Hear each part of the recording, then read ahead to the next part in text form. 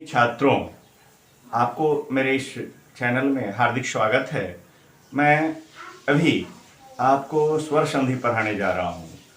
इससे पूर्व मैंने संधि क्या है और संधि का विभाजन, स्वर, व्यंजन, विसर्ग इन तीनों में स्पष्ट क्रमिक रूप से किया था। आज मैं उसका जो पहला स्टेप है स्वर संधि, पहला जो भेद है, काइंड है, उसको मैं पढ़ाने जा रहा हूँ। आप देख रहे हैं ये व्हाइट बोर्ड है, इस पर मैंने लिखा है स्वर संधि। तो इस स्वर संधि क्या है? स्वर वर्णानाम, स्वर वर्णयो वा, इसमें वा दे देंगे। वा का अर्थ होता है संस्कृत में अथवा। स्वर, दो स्वर वर्णों के बीच या कई स्वर वर्णों के मध्य मध्यम बीच में विकार युक्त संधानम स्वर संधि। विकार युक्तम मतलब परिवर्तन युक्तम, संधिम पूर्वम यत् स्वरूपम वर्णानाम विद्यते संधि उपरांतम तत्स्वरूपम परिवर्तितम जातम इति भावः। एतदर्थम इत्यत्र परिभाषायां विकार युक्तम इति सप्तम उल्लिखितम वर्णितम विद्यते। यह विकार युक्त का मतलब है परिवर्तन। संधि से पहले जो स्वरूप होता है वह बदल जाता है। और संधानम का अर्थ होता है मिलना, सम्मेलनम, इसी को स्वर संधि कहते हैं। तो आप समझ गए कि दो स्वरों के बीच में या कई स्वर वर्णों के बीच में जो परिवर्तन युक्त मिलन होता है उसी को स्वर संधि कहते हैं।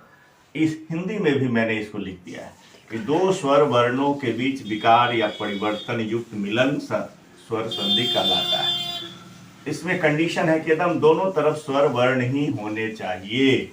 ये अगर इधर ई है तो इधर भी ई होगा, इधर अगर ऊ है तो इधर भी ऊ हो, ऐसा इधर अ है तो इधर भी अ हो, यानी दोनों तरफ स्वर का होना जरूरी है, यह ध्यान रखना है।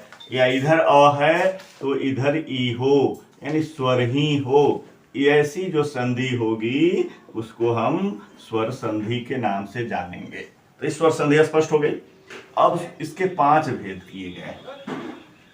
दीर्घ स्वर संधि एक है, दूसरा है गुण स्वर संधि, तीसरा है वृद्धि स्वर संधि, चौथा है यन स्वर संधि, पांचवा है आयादि स्वर संधि। इसके 5 भेद हैं स्वर संधि के। अब इस पांचों भेदों का निरूपण क्रमशः मैं करूंगा। पहले दीर्घ स्वर संधि का करूंगा। वैसे अगर आप अष्टाध्यायी में जाएंगे, व्याकरण की मूल पुस्तकों को संस्कृत के विद्वान अगर देखते हैं तो उसमें आता है, पता चलता है कि सबसे पहले वृद्धि संधि दी गई है, उसके बाद गुण संधि है, 1 नंबर पर अष्टाध्यायी में ए है, 2 नंबर पर ए है, तीसरे नंबर पर ए है। वहाँ क्रम अलग है और हमारे यहाँ क्रम अलग है। पढ़ने के लिए व्याकरणों ने इसको बनाया है। तो पहला जो क्रम है इसका भी कारण उन्होंने दिया पाणिनि ने कि वृद्धि स्वर संधि पहले क्यों रखा, कि संस्कृत व्याकरण पढ़ने वालों की वृद्धि हो, इसलिए उन्होंने पहले वृद्धि संधि रखा कि हमारे संस्कृत व्याकरण खूब हो, संस्कृत खूब पढ़े लोग, पाठक लोग व्याकरण पढ़ें, इसका ज्ञान हो, पर्याप्त छात्रों को हो, छात्रों अधिक से अधिक छात्र से लाभान्वित हो सके, इसलिए पहले वृद्धि संधि मंगल कामना हेतु। तो देखा आपने कि वृद्धि स्वर संधि जो पाणिनि ने पहले दिया वह मंगल कामना के उद्देश्य से दिया कि वृद्धि सूचक है मंगल का भी, किसी के परिवार में वृद्धि हो, किसी के जीवन में वृद्धि हो। इन्होंने कहा कि व्याकरण के जीवन में वृद्धि, व्याकरण पढ़ने वालों की वृद्धि हो, इसीलिए। और दूसरा गुण स्वर संधि उसके बाद दिया कि वह वृद्धि गुणात्मक रूप से हो, वो ज्योमेट्रिकल प्रोग्रेशन हो, ऐसी वृद्धि हो। एपीजीपी मैथमेटिक्स में इंटरमीडिएट पढ़ाई जाती है, ज्योमेट्रिकल प्रोग्रेशन, 2, 4, 8, 16, 32, 64, इस तरह से इसकी वृद्धि को इसको कहते हैं गुणात्मक वृद्धि हो, और गुणों के साथ हो, उसमें गुण का भी समन्वय हो, यानी जो पढ़े वह उनमें शालीनता हो, संस्कार हो, यह भी अर्थ आया होगा गुण का अर्थ, तो अर्थक शब्द है। और तब उसके बाद हुआ दीर्घ स्वर संधि दिया उन्होंने कि उसके बाद यह व्याकरण या व्याकरण समुदाय दीर्घ स्वरों को प्राप्त करेगा, ऐसा था। तो खैर उतनी छोटे सा वृत्तांत मैंने दिया है इस संबंध में। और तो दीर्घ स्वर संधि मैं अब इसके बाद पढ़ाऊंगा। इतने यह भेद मैंने निरूपण कर दिया। दीर्घ स्वर संधि क्या है, गुण स्वर संधि क्या है, वृद्धि स्वर संधि, यम स्वर संधि आदि 5 भेद हैं। अब इन प्रत्येक के एक एक उदाहरण भी मैं यहाँ पर लिख दे रहा हूँ समझाने के क्रम में, बाद में मैं इसको समझाऊंगा।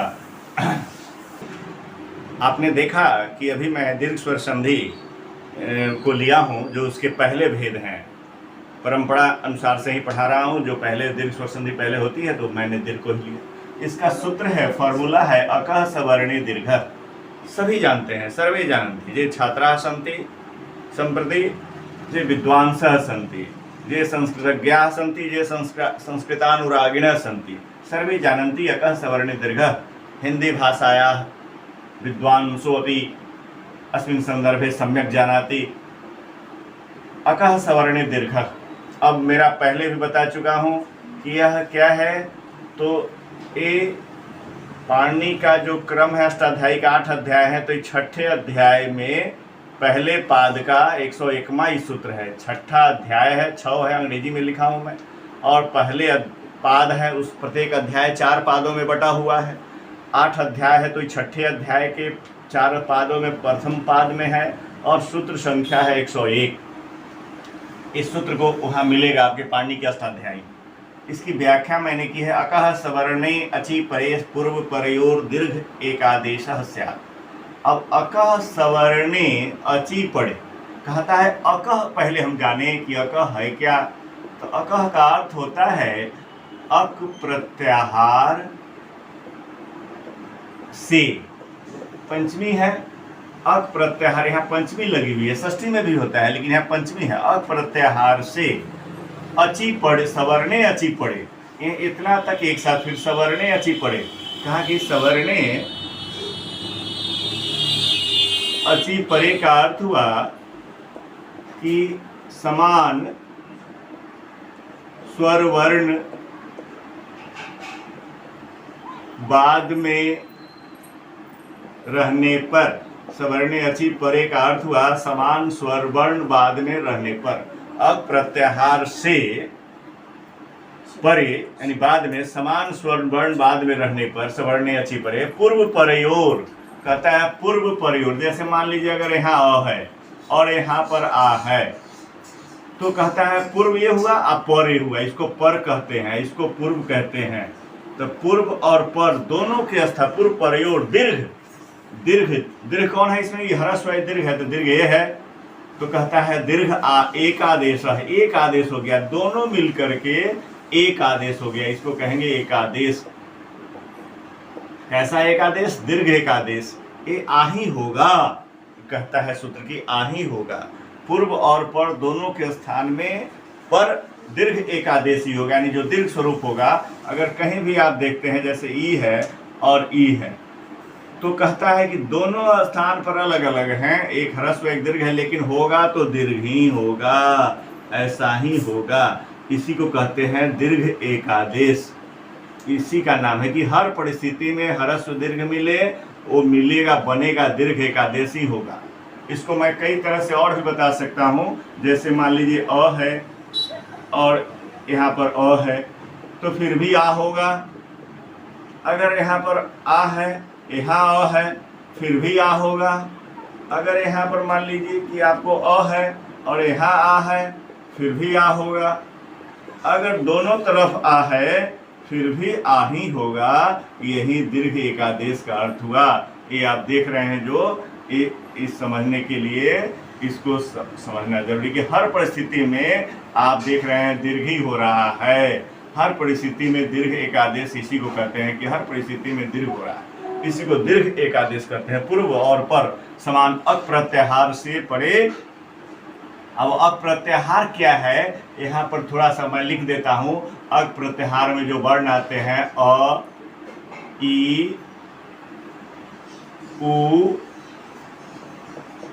री और ली आते हैं, अंत में क है। इसी को पहले प्रत्याहार पढ़ाए थे तो अ से लेके क तक को अक बोलते हैं।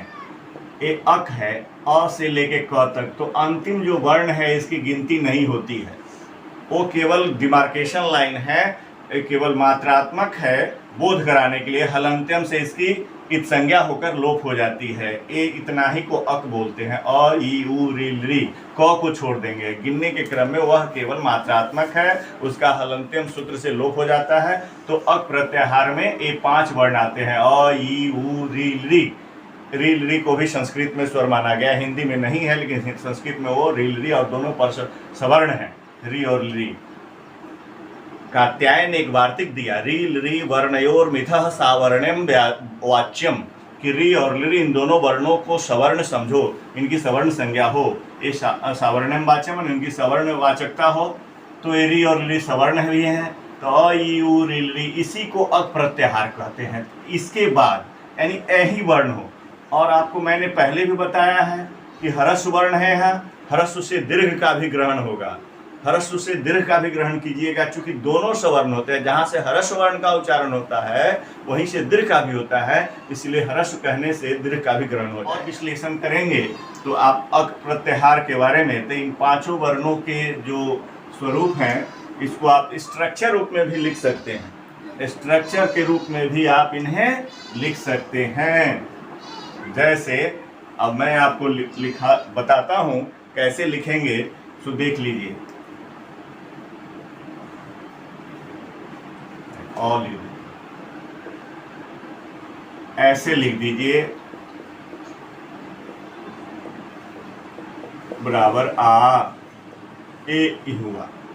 दूसरा आप ऐसे लिख सकते हैं ई अथवा ई प्लस ई अथवा ई, ऐसा ही होगा। यही दीर्घ का आदेश हम दिखा रहे हैं कि हर परिस्थिति में दीर्घ का आदेश होता है। अगर आप ऐसा लिखते हैं तो कोई भी हो ये होगा, ये हम अपने से बनाते हैं समीकरण टाइप का, जो आप मैथमेटिक्स में देखते होंगे समीकरण आता है। तो एक समीकरण हुआ ऐसा, दो समीकरण, तीन समीकरण, तो इस तरह से आप प्रत्येक री का भी बना सकते हैं। तो ये जाकर के अंत में आप आराम से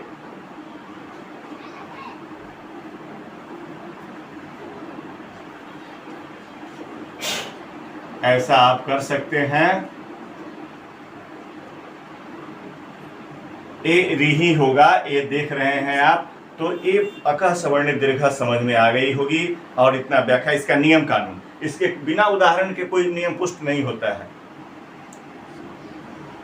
बिना उदाहरण के कोई नियम पुष्ट नहीं होता है। तो इन चारों जो समीकरण रूप में मैंने दिया है, इसका क्या होता है, इसका मैं उदाहरण अब देना चाहता हूं। तो उदाहरण दे दूंगा तो आपको क्लियर हो जाएगा। उदाहरण क्या हो सकता है, अब इसको मैं दोनों तरह से दिखाऊंगा कि आप उदाहरण भी समझें और उसके व्याख्या भी समझें। जैसे देखिए, अ प्लस अ बराबर आ। अब इसका उदाहरण देख लीजिए, अ प्लस आ का। यहाँ इसको ऐसे रखिए ब्रैकेट में, अ है तो अ में देख लीजिए क्या आता है, कोई ऐसा बताइए आप। तो शिव या इसको हटा दीजिए, देखिए पड़म, पड़म आ जाएगा, पड़म। मो में अ है, यही अ कहाँ है, यहाँ है, इसके अंदर अ है। और अर्थी, अब इस दोनों को जोड़ते हैं तो बनेगा परमार्थी। देखिए ये जो आ आया यहीं पर संधि हुई, परम जो अर्थी परमार्थी, यहाँ पर आ गया यहीं पर संधि हुई, ये आ कहाँ है, तो यहाँ है, परमार्थी हुआ। उसी तरह से आप, अब हम इधर से उदाहरण पहले लिखते हैं, परम जोर आदेश, मैं उदाहरण ही पहले लिख रहा हूं। अब देखिए यहाँ फिर अ है और यहाँ आ है, देख रहे हैं दो वर्णों की भी संधि होती है। हम यहाँ लिख लिए अ प्लस आ, अब बराबर है, अब आ हो जाएगा, ये हो जाएगा परमादेश। परमादेश एक रीट है, आप पढ़े होंगे, पॉलिटिकल साइंस में है ये परमादेश, इसको कहते हैं मैंडामस। और ए आ हो जाएगा, तो आ देख रहे हैं आप, और आ मिल के आ हुआ, यहाँ पर परमादेश हो गया।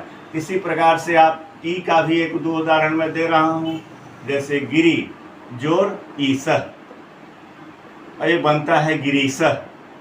ऐसे बहुत सारे उदाहरण आप खोज सकते हैं, ढूंढ सकते हैं। तो यहाँ पर देख लीजिए आप, गिरी में हरस्वी है और यहाँ दीर्घी है, तो देख लीजिए हरस्वी और दीर्घी दोनों मिलके बनेगा दीर्घी ही, ये बता रहा है, यहाँ दीर्घी है, रौ में दीर्घिकार है, गिरीशा। और चौथा उदाहरण मैं दे रहा हूँ, फिर देखिएगा श्री आजोड़ ईस, श्रीस, ये श्रीस, श्री के ईस हुए, विष्णु के लिए आता है, श्री माने लक्ष्मी, ईस माने स्वामी, लक्ष्मी के स्वामी श्रीस हो गए। तो श्रीस, श्री में भी दीर्घी है और ईस में भी दीर्घी है, और दोनों मिलकर के दीर्घी हुआ, पूर्व पर दोनों के स्थान पर दीर्घ का आदेश। तो आपने देखा यहाँ श्री में दीर्घी है, यहाँ है, और यहाँ दीर्घी दीर्घी और दीर्घी हुआ। तो हर तरह से पूर्व परयोर दीर्घ एकादेश स्यात्। मैं समझता हूँ कि आप इससे ऊ का भी एक उदाहरण देख लीजिए। आप देख रहे हैं सु और जोर उक्ति, तो आप देखते हैं यह बनता है सुक्ति, ऐसे हो जाता है, सुक्ति दीर्घ हो गया। अब वो विसर्ग दे दीजिए यहाँ। अब यहाँ देखिए ऊ है और यहाँ भी ऊ है, दोनों मिलकर दीर्घ हो गया है, तो हम इसको लिख सकते हैं इसके हरसु प्लस हरसु बराबर दीर्घ। अब ये देख रहे हैं हरस्व दीर्घ एकादेश हो गया, इसी को दीर्घ एकादेश बोलते हैं।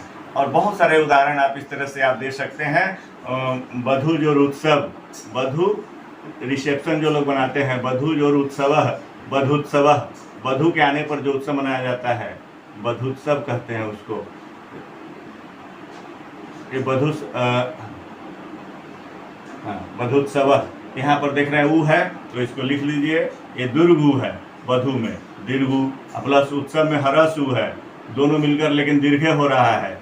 तो आप देख रहे हैं ऐसे बहुत सारे उदाहरण दीर्घ संधि के होंगे और आप समझ जाएंगे। इन आधार पर मेरी पूरी कल्पना है, मैं अपने से इसको स्ट्रक्चर बनाता हूं और पढ़ाता हूं, अपना इसमें मॉडिफाई करता हूं, चेंजिंग लाता हूं। क्योंकि मैंने सिलेबस जो देखा तो उसमें देखा है कि मैंने कि टीचर क्या होता है, to mould his pupil according to his ideals and objectives in the language library. ये मेरा लैंग्वेज लाइब्रेरी है, इसमें हम बच्चों को अपने ढंग से पढ़ाते हैं, समझाते हैं कि वो बच्चे आसानी से समझ सकें। आज इतना ही, धन्यवाद। मैं सब लोगों से आशा करता हूं कि आप इसे समझे होंगे।